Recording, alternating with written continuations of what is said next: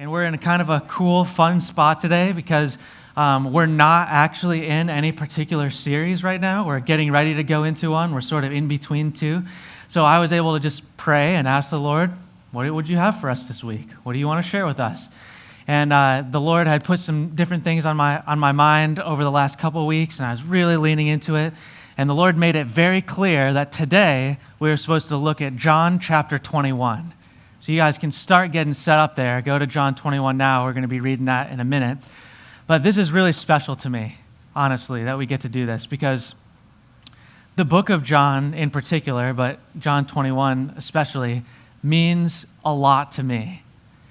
And it means a lot to me because several years ago, I don't know exactly what the purpose was or the reason why, but the Lord put it on my heart and he said, hey, I want you to study through this book, through the book of John in your personal time.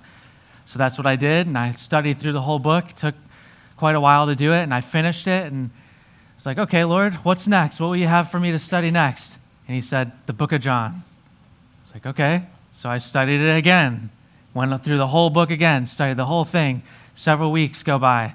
Finish it up. All right, Lord, that was really cool. I didn't see a lot of that stuff. What do you want me to read now? Book of John. Literally years of that. Over and over and over and over and over again, I read through the book of John.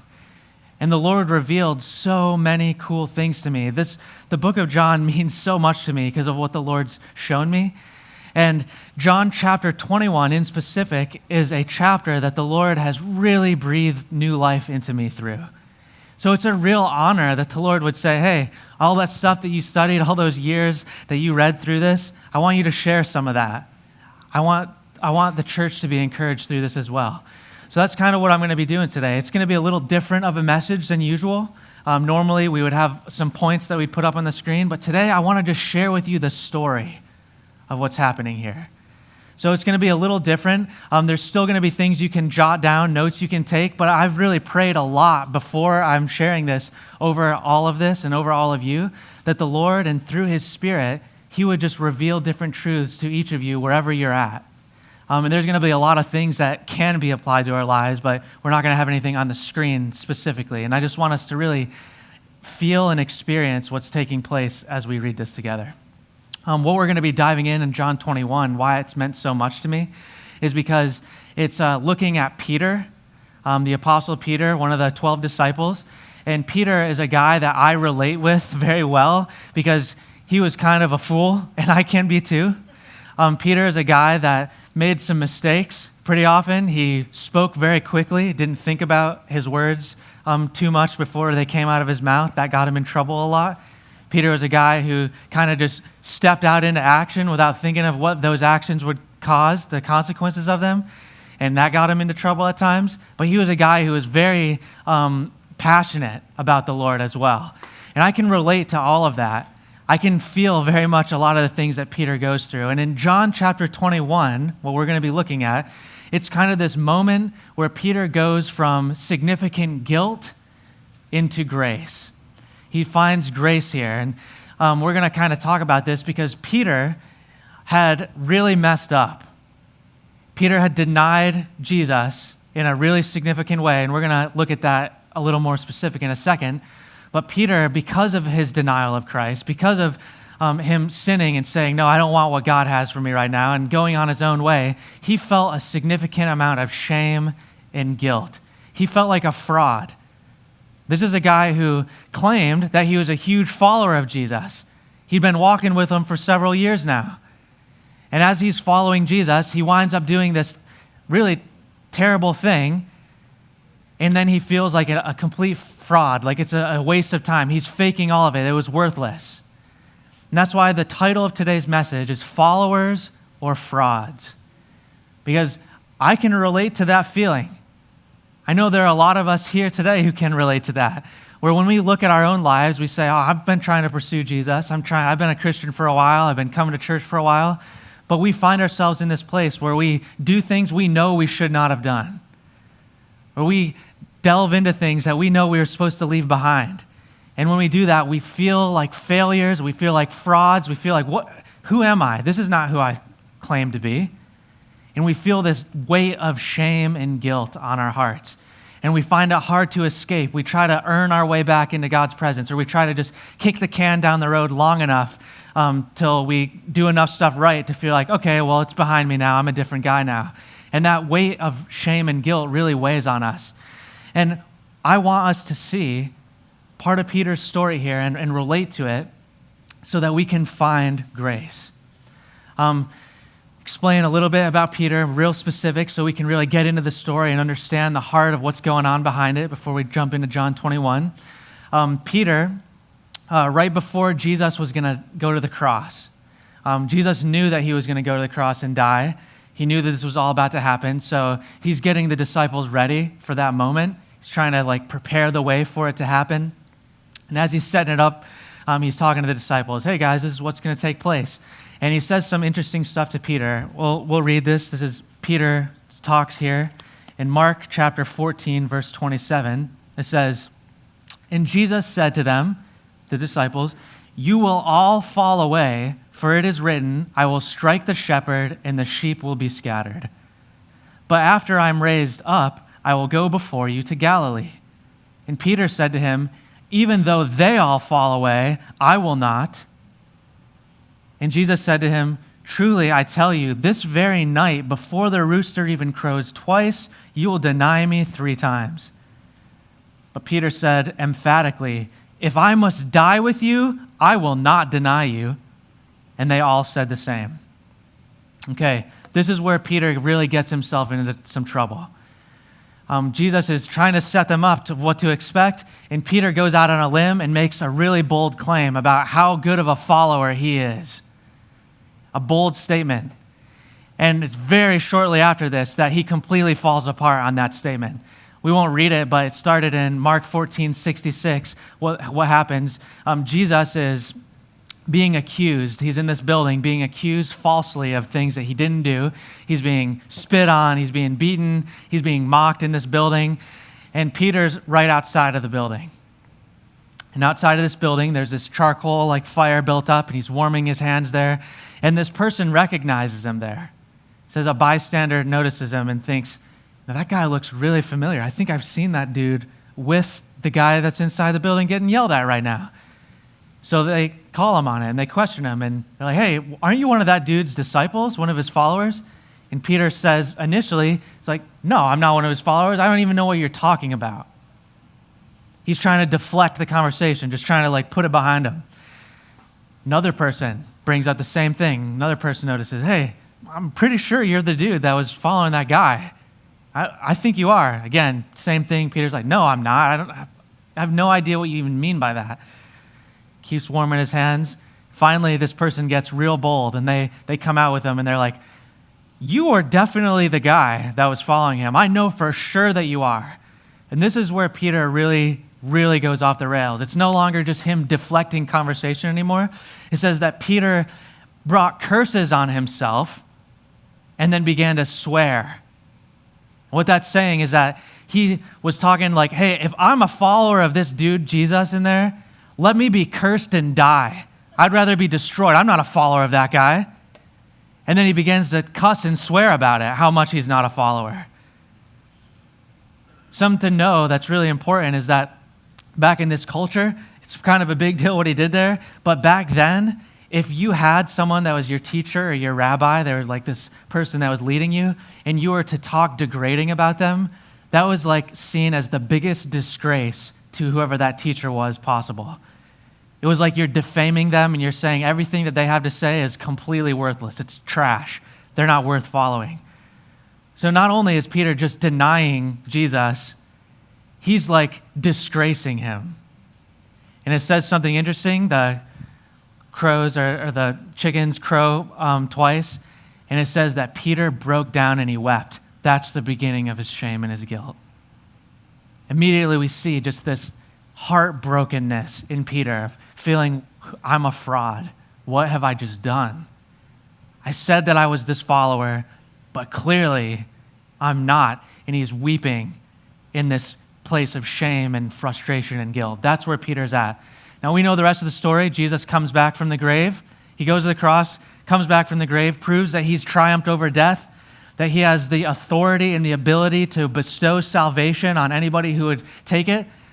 He comes back from the grave. He starts to interact with the disciples twice prior to what we're going to read here in John 21, but both times it's a little bit more like corporate or group-oriented. He's not really interacting with one individual specific, except for Thomas. He's the only one who gets like one-on-one interaction. So you got to think, this is happening over the course of like probably over a week after Jesus has come back. Peter has not had a one-on-one conversation with Jesus about what happened. That's all great that Jesus is back, but if you're Peter, you're still living in shame and guilt. You feel like a fraud and a failure, and you don't know what your place is anymore. You left everything behind, what you used to do, to follow this guy, and now you've thrown it out the window. That's how he feels. So he desperately needs this moment to be with Jesus, to reconcile things or figure out what needs to happen. That's kind of where Peter's at. That's what's happening when we jump into John 21. So let's go ahead and read a couple verses. John 21:1 says, "After this, Jesus revealed himself again to the disciples by the Sea of Tiberias, and he revealed himself in this way. Simon Peter, Thomas, called the twin, Nathanael of Cana in Galilee, the sons of Zebedee, and two others of his disciples were together. And Simon Peter said to them, 'I'm going fishing.' And they said to him, 'We will go with you.' And they went out and they got into the boat, but that night they caught nothing." Okay. So some cool things that are happening here that I want us to be able to relate to. I want us to step into the shoes of Peter here. Peter, this moment, he heard earlier in what we read in Mark, Jesus said, "Hey, after I come back, I'm going to meet you guys in Galilee at some point." He didn't say exactly when, so I think Peter's got this mentality of, I don't know what to do, but I know maybe he might be in Galilee. He knows that he doesn't want to keep failing, so he's trying to do the minimum to be where he should be. But also, he says, let's go fishing. I think this is Peter just trying to like roll with the punches or just sort of like pass time. He's just trying to kick the can down the road. He's just trying to go through the motions of life. He's doing what he knows. This is like the typical thing that he used to do. And it's funny, he says, let's go fishing. We'll go out on the Sea of Galilee. We'll go fish together. And it's interesting. It says they fish all night and they catch nothing. It was normal to fish at nighttime because the fish would go out into the deeper part of the water. So when you threw the nets in, it'd be easier to sweep them all up than in the shallower waters. So that's where they are. That would take hours. It's a really like back-breaking labor. They're doing this all night long. So I just want you to think about the frustration that you'd be feeling if you're Peter. Not only have you just failed at what you claimed was your calling, you feel like a fraud in following Jesus. But now what you did know how to do, the thing that you used to do, you're a failure at that too. Peter's in this place, and I can resonate with that, where sometimes I feel guilty. I feel this weight of shame, and I feel this frustration, and I'm deciding I'm just going to go through the motions and just see what I can do. I'm not doing anything super wrong anymore, but I'm just going through the motions of life. And I find myself doing all the things I normally would be doing, but they feel useless and worthless. They feel like they're producing nothing, because I know ultimately what I was called to do was to follow Jesus, and I failed. And that's why that shame that bears down on you makes everything else feel pointless. Now, in this case for Peter, it literally was pointless because they caught nothing. But that catching nothing leads to a really cool moment. Keep on reading verse 4. It says, "Just as day was breaking, Jesus stood on the shore. Yet the disciples did not know that it was Jesus.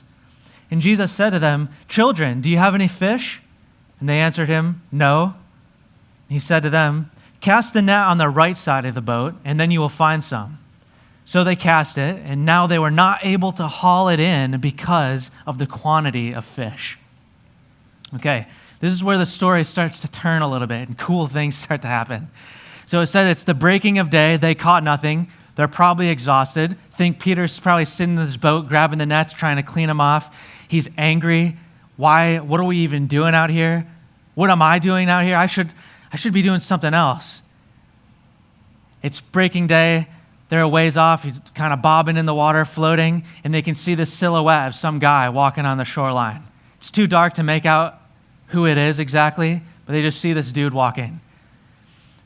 You're sitting there in your frustration, Peter is, and they hear this guy call out, "Children, do you have any fish?" And this is really funny because the word children that's used here is specifically a word that's meant to mean little boys or little girls. And Jesus knows that they didn't catch anything. It's why it's initiating something. Literally, Jesus is on the shoreline, knowing that Peter and the other disciples are sitting there in this frustration. But Jesus, in his lighthearted love for them, starts to kind of pester them, joke with them. He says, "Hey, little boys, you guys get any fish?" "No, we didn't get any fish." "Hey, you should cast the net on the right side of the boat, and you'll catch something." So they do it, and they catch this huge haul of fish. And it's so cool that Jesus does this because this is almost an exact mirror moment of what happens in Luke 5 when Jesus originally called Peter, James, and John to follow him. It's like Jesus is like nodding back to those first moments, saying, "Hey, you guys remember when I did this? When I called you? I'm still that guy. I'm doing it again. You remember this? I want you guys to remember who I called you to be." I think that's so beautiful. While Peter's heart, he feels broken, he feels separated from God, whilst the other disciples probably feel very similar, like failures, they feel frustrated. Jesus is on that shore, not angry at them, not frustrated at them. He's the same loving God that they always knew before. He didn't change at all. He wants to play with them. He wants to talk with them. He's joking with them. He's bringing them in. He's loving them. That's such a cool moment. So they catch all this fish and they start to realize what's going on. We'll keep on going. Verse 7 says, "The disciple whom Jesus loved," that's John, "therefore said to Peter, 'It is the Lord.' And when Simon Peter heard that it was the Lord, he put on his outer garment, for he was stripped for work, and he threw himself into the sea. The other disciples came in the boat, dragging the net full of fish, for they were not far from the land, but about 100 yards off. And when they got out onto the land, they saw a charcoal fire in place with fish laid out on it and bread. And Jesus said to them, 'Bring some of the fish that you have just caught.' So Simon Peter went aboard, and he hauled the net ashore, full of large fish, 153 of them. And although there were so many, the net was not torn. And Jesus said to them, 'Come and have breakfast.' Now none of the disciples dared ask him, 'Who are you?' They knew that it was the Lord. And Jesus came, and he took the bread, and he gave it to them. And so with the fish. And this was now the third time that Jesus was revealed to the disciples after he was raised from the dead." Okay, so they just haul all these fish in. John's the quick-witted dude. He kind of puts things together quicker than Peter. He's thinking, this reminds me of something that happened earlier. Wait, actually, what was that guy's voice sounded like? Peter, that's Jesus. And you see something kind of awesome. Peter knows for him to experience healing, he just needs to get into the presence of God. So it says that he threw himself into the sea to immediately start swimming to the shore. That word "threw" means to like cast in without any care to where it lands. This is a dude who's literally like just cannonballing himself in there and just swimming his way. I think that's so cool because when we look at that moment, it shows us what our hearts should be for Jesus when we're struggling, that we should do everything we can to just get into the presence of the Lord. I think it's funny as he's swimming there, he's swimming and paddling his way to shore. 100 yards is not like a ton, but if you're going to swim it, it's a little bit long. Probably going to take the same amount of time for him to swim that it would have if they just paddled. Kind of goes back to he doesn't think too much about things before he does it. But Peter's in this water now and he's swimming. And I can only imagine if I'm in Peter's shoes, what's going through his mind now. You got to start thinking, he has not had a one-on-one moment with Jesus yet. They haven't confronted one another yet about what's happened. Peter knows that Jesus knew what was going to happen because he told him about it before it took place. Peter knows what happened because he was there doing it. Now, if you're Peter, you're going to start feeling some tension in your spirit building up. What's going to happen when I hit that shoreline, when I get up to Jesus? Is he going to be mad at me? Is he going to be frustrated at me? Is he going to start berating me? Is he going to love me? Is he going to hug me?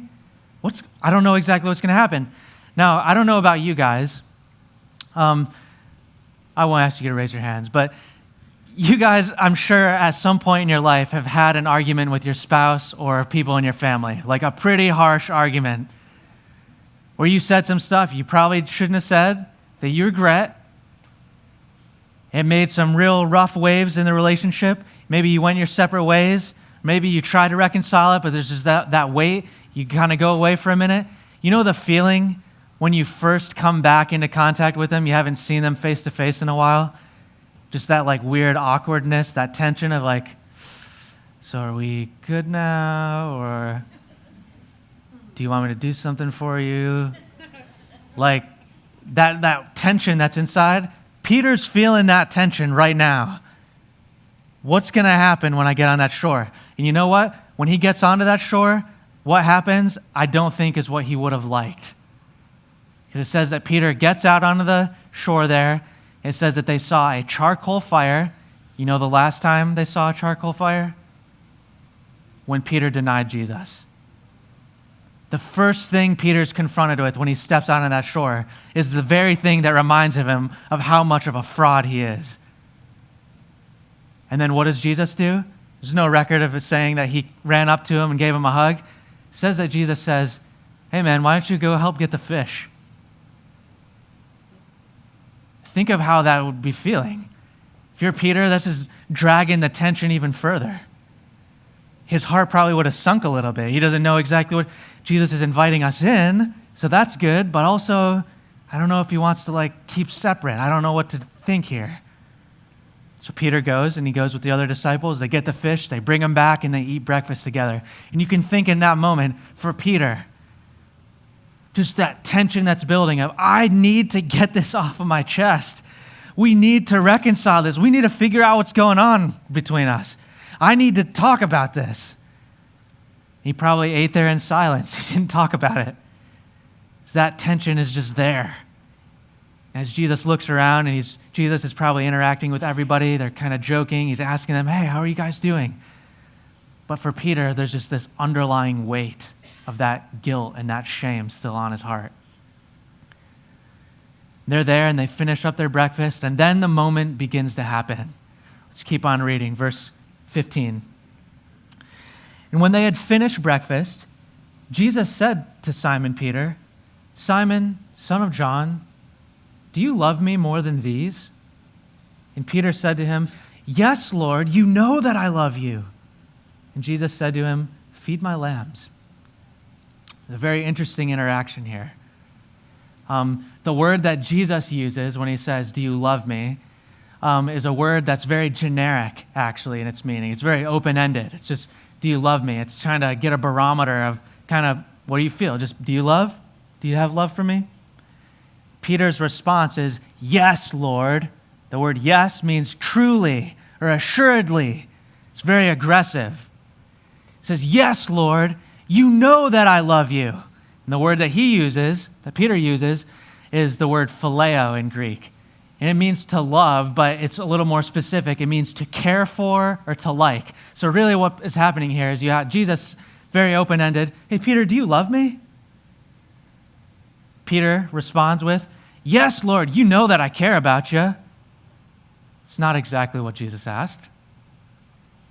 And not only is that exactly the thing that happens there, is Jesus' question wasn't just that do you love me? It was that, do you love me more than these? Again, it's like he's putting Peter on the spot. Do you remember what happened in what we read in Mark 14? He said, even if all of them deny you, I'm not going to do it. And now Jesus sitting there in front of the whole group says, Peter, do you love me more than these? And Peter's response is very interesting. He's trying to get Peter to come out of his shell and just talk to him about it. But what I think is interesting and what hits me is that Jesus is offering grace to Peter right now. But for Peter, because of his pride, Peter is just seeing this as getting his nose rubbed in it. And Peter, in his response, is showing us that he thinks that he can earn his way back into God's grace. that he's just got to respond the right way. He's got to fight for it, and then he'll show God how much he actually loves him. He's just trying to rattle off the right stuff. So Peter starts with that response, and Jesus is like, okay, you're not going to really come out with it here. Let's try again. Let's do it a different way. Read verse 16. It says, and Jesus said to him a second time, Simon, son of John, do you love me? It's that generic word again. Do you love me? And Peter said to him, yes, Lord. Assuredly, truthfully, you know that I phileo you. You know that I care about you. It's not what Jesus is asking. Peter continues down that road. This time he moved from, it's not about, do you love me more than all of them? It's just, do you love me? It's more personal now. But Peter didn't answer. Read verse 17. Jesus keeps going. It says, Jesus said to him the third time, Simon, son of John, do you love me? Peter was grieved because he said to him the third time, do you love me? And he said to him, Lord, you know everything. You know that I love you. And Jesus said to him, feed my sheep. Now, something I forgot to mention, these other times I think it's really cool that even though Peter's response isn't full, Jesus' response is still, tend my lambs or feed my sheep. Because he's saying, I know that you're not being honest with me. I know that you're not coming right out and say it, but I still want you. He's still affirming that in Peter. I still want you to come alongside me. Even though you're not in the right spot, still want you to. But this third time's different. Because this time when Jesus says, do you love me? He doesn't use the generic word. This time he used the same word that Peter was using. It's like Jesus is not saying, hey, Peter, do you love me anymore? He's saying, Peter, do you care about me? This time it cuts to Peter's heart. He can't hide it anymore. And Peter responds different. He doesn't jump out the gate with a super strong response. Yes, being all aggressive about that. He says, Lord, you know everything. That word know that he uses there means to see. What Peter's getting at is, Lord, you saw everything. You saw what I did. You knew it. You know exactly how far I drifted from you. You know how I dishonored you in my actions. Lord, you saw it. But Lord, you know that I do care about you. This time he's not trying to sugarcoat it, but he is being honest. He's saying, Lord, I do care about you, but to the degree that I do is up for debate. And you know how much it really is. It's not as much as I thought. The lesson we learn from this part, and this is really the only takeaway that I want us to write down, this is the thing that the Lord has really spoken in my heart that means so much to me. It's that grace is found in honesty and humility. You don't find grace in pride. You don't find grace when you're trying to earn your way to God. You find grace when you humble yourself before the Lord and you just tell him, Lord, this is where I'm at. I'm messed up. And Lord, I'm not where I should be.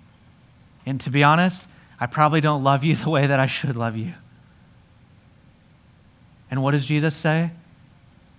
Feed my lambs, Peter. That's that grace.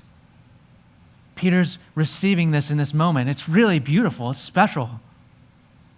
And what I love about this moment as I look at it, is it reminds me so often in our own life when we claim to be followers of Jesus. We claim that we're followers. We've been maybe going to church for years. And we find ourselves starting to slip back into things we know we shouldn't be doing. That list can go on and on. It can be things as simple as anger, these outbursts of anger, being frustrated in ways that we shouldn't be, against people, talking to people the way we shouldn't. It can be watching pornography when we know we ought not. It could be alcoholism. It could be drugs. It could be hanging out with old friends and we fall into old patterns where the things that we talk about, we know we should not be talking about. Swearing, the words we're using are words we would never normally use. And we come out of these situations after we've done any of these things and a whole list of other stuff, after saying that we're followers of Jesus, and we feel like frauds. And the weight of shame and the weight of guilt is on our heart. And what this shows me in this moment that we just read is we need to drop the pride. We need to drop, there is no grace in that. You can't earn it back. The way you find grace is by just being honest with the Lord. I would also encourage you, maybe be honest with some trusted leaders in your life around you that can encourage you and help push you in the right directions. But the Bible says that there is no condemnation in Christ. Jesus didn't come to condemn you. If you feel condemnation, if you're living under this load of sin and shame and this guilt that wears on you, bears on you constantly, that is not what you were meant to live in. Now, the Bible does say that there is such thing as a godly sorrow that leads to repentance. We should feel bad about things that we've done that are wrong. But that feeling of sorrow should lead us to that grace. Now, when Peter is honest with Jesus here, something really awesome happens. Jesus responds to him different now. Look at verse 18. It says, "Truly, truly, I say to you, Peter, when you were young, you used to dress yourself and walk wherever you wanted.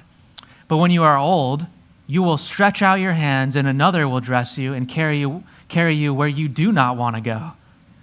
And this Jesus said to show by what kind of death Peter was to glorify God. And after saying this, he said to Peter, "Follow me." Now, a little bit confusing what happens here, but it's really awesome. Jesus is saying, Peter, I recognize where you're at right now. He says, Peter, when you were young, you used to just kind of drift wherever you desired. You did what you wanted to do.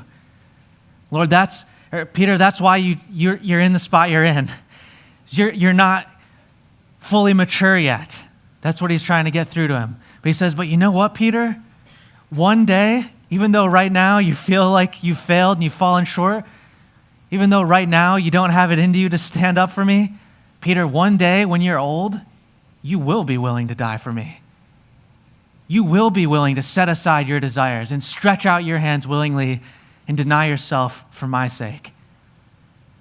That's a really cool thing. I mean, it's heavy because what Jesus is talking about there is crucifixion, that Peter would eventually be crucified himself.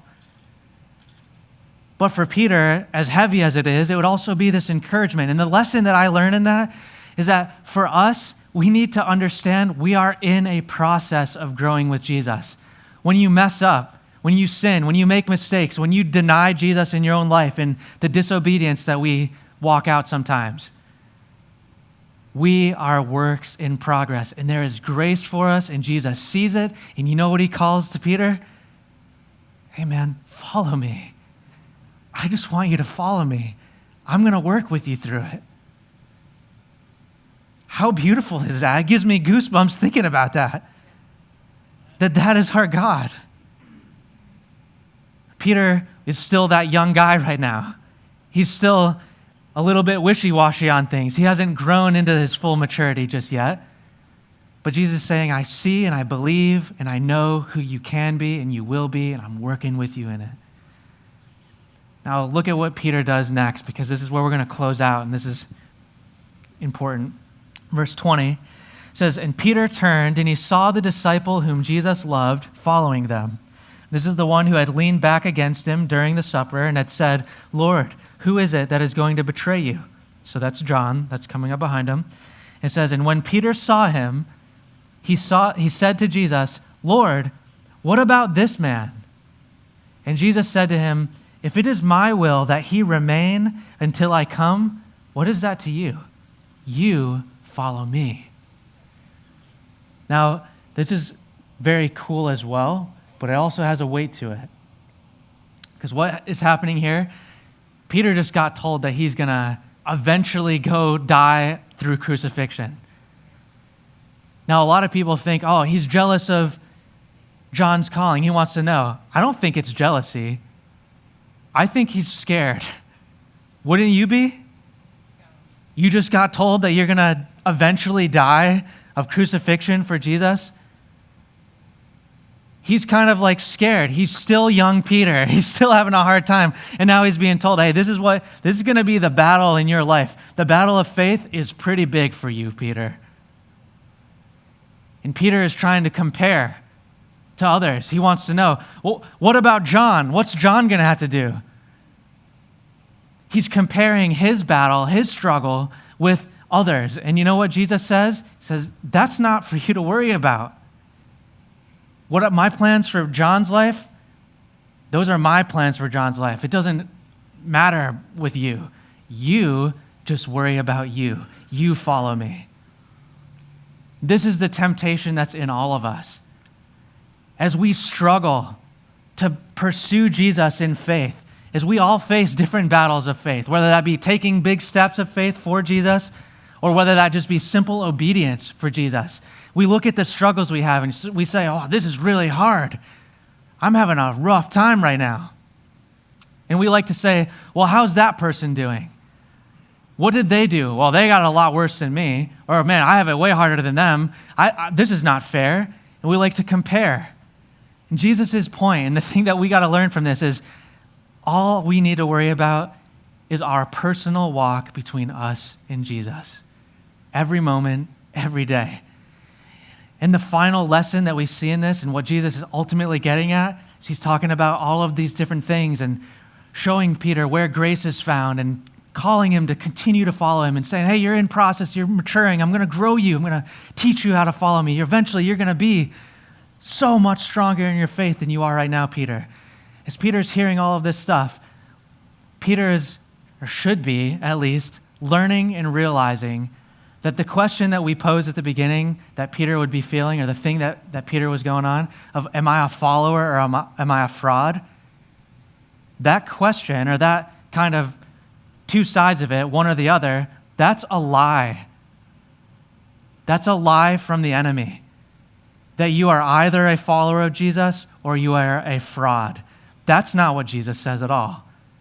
That's what the enemy uses in our lives to make us isolate ourselves and separate ourselves off and not pursue the grace and think that we can earn it back, and if we do enough right stuff, then we'll feel the presence of God again. Meanwhile, we are building these personal barriers of pride between us and the Lord. There is no such thing as either follower or fraud. If you have accepted Jesus, if he's forgiven you of your sins, if you've reached out to him, if you felt that sorrow and desire for, I want to repent, I need forgiveness from him. If you felt that and you've received that from him, you are always a follower of him. You always have grace in him. Now again, that doesn't mean that we shouldn't feel sad and heartbroken when we make mistakes. That's the Lord through the Spirit working in us to help us bring us back to grace and continue to refine us. But we shouldn't allow ourselves to feel like Peter did, where this weight of guilt and shame keeps us separated from God for weeks on end. So we go to our job each day, so we sit at home and watch movies, as we have conversations with our husbands and wives and other family members, and we just continue to go through the motions, separated from God while we wallow in our guilt. That's not for us as followers of Jesus. And I want to encourage you guys all today to remember these truths. Remember what Jesus is saying to Peter here, because I know this is so easy to forget. I know I constantly need to be reminded of this, because I very quickly find myself falling back into pride and guilt. So I hope that you guys are encouraged by this. I hope that as we just heard this story, that there were things that the Holy Spirit pointed out and burdened on your heart. I hope that if you are here today and you are sitting in this chair and you have felt this constant pressure of guilt and shame, you felt like you're a fraud, I hope that today as you heard this, that you would lean into that humble humility before Jesus and honesty, so that you would find that grace that Jesus has for you. Again, he has peace for you. His intent is not that you'd feel that condemnation and that guilt. That's not his heart.